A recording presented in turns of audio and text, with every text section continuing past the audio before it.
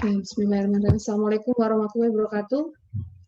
Yang saya hormati Menteri Keuangan Republik Indonesia, Ibu Sri Mulyani Indrawati. Yang saya hormati Wakil Menteri Keuangan, para pejabat eselon 1 dan jajaran. Yang saya hormati rekan-rekan media yang saat ini menyaksikan melalui kanal YouTube Kemenq RI. Kita bertemu lagi dalam acara konferensi pers yang akan mengambil topik kebijakan gaji ke-13. Untuk itu, kepada Ibu Menteri Keuangan, kami persilakan Ibu. Baik, terima kasih. Teman-teman wartawan, hari ini saya diminta Bapak Presiden untuk menyampaikan keputusan Bapak Presiden mengenai gaji ke-13 untuk tahun 2020.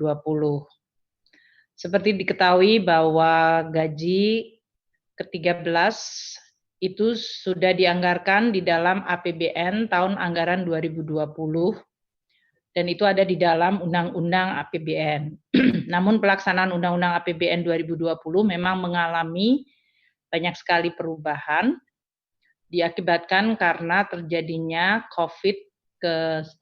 COVID-19 yang mempengaruhi sangat besar terhadap keseluruhan postur APBN, terutama di bidang belanja negara, di mana banyak sekali tambahan-tambahan anggaran yang muncul untuk penanganan COVID dan untuk pemberian bantuan sosial serta untuk pemulihan ekonomi.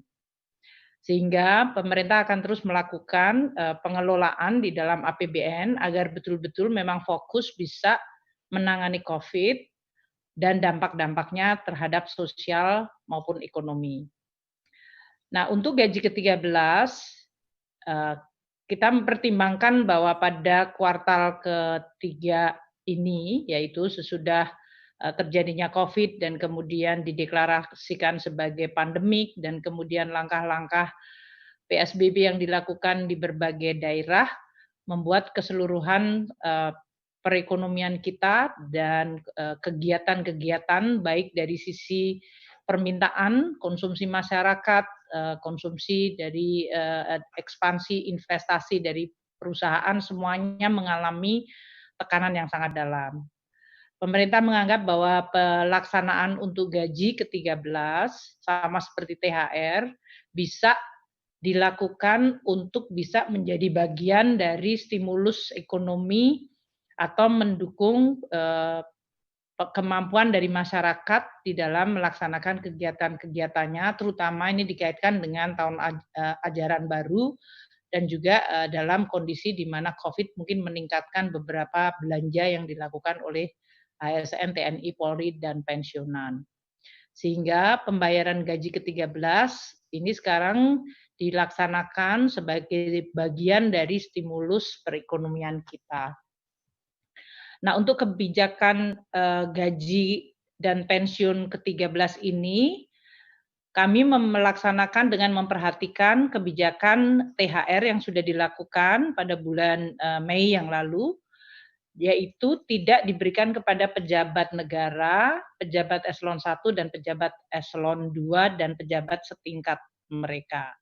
Namun, gaji dan pensiun ke-13 diberikan kepada seluruh ASN, TNI, Polri yang berada di tidak masuk dalam kategori tadi pejabat negara, eselon 1, eselon 2 dan pejabat setingkatnya.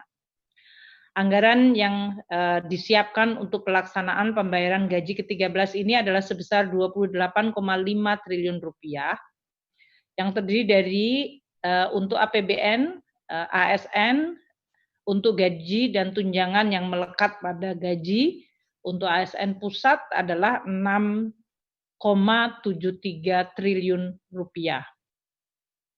Sedangkan untuk pensiun ke-13, anggarannya adalah sebesar 7,86 triliun rupiah. Untuk pembayaran ASN daerah melalui APBD adalah sebesar 13,89 triliun rupiah.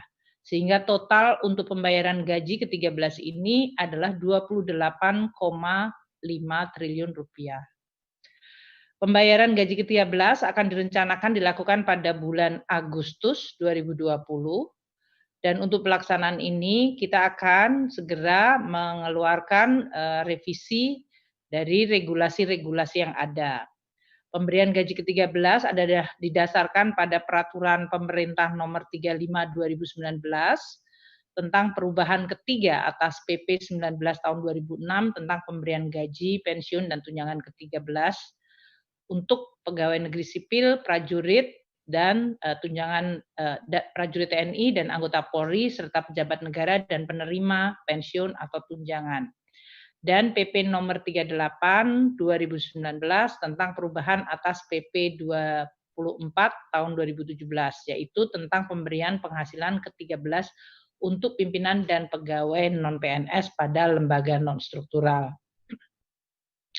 Oleh karena itu, pelaksanaan kebijakan gaji ke-13 2020 akan dilakukan dengan melakukan pengubahan pada kedua PP tersebut, diakibatkan karena tadi yang menerima untuk tunjangan gaji ke-13 adalah mereka yang di bawah level pejabat negara eselon 1, eselon 2, dan pejabat yang setingkatnya.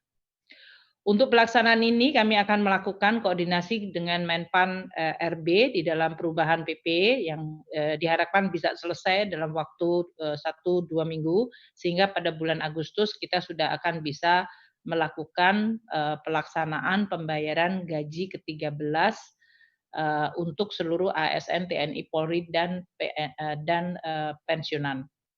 Mungkin itu yang bisa saya sampaikan untuk teman-teman wartawan yang sejak beberapa saat terakhir selalu menanyakan mengenai masalah gaji ke-13.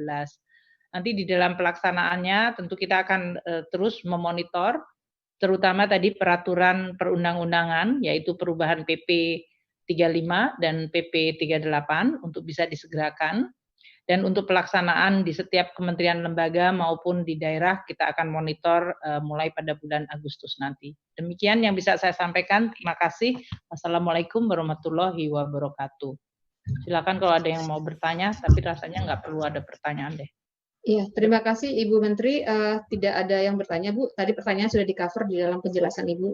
Dengan demikian kita akhiri konferensi pers pada siang hari ini. Terima kasih pada Ibu Menteri Keuangan. Selamat siang. Assalamualaikum warahmatullahi wabarakatuh.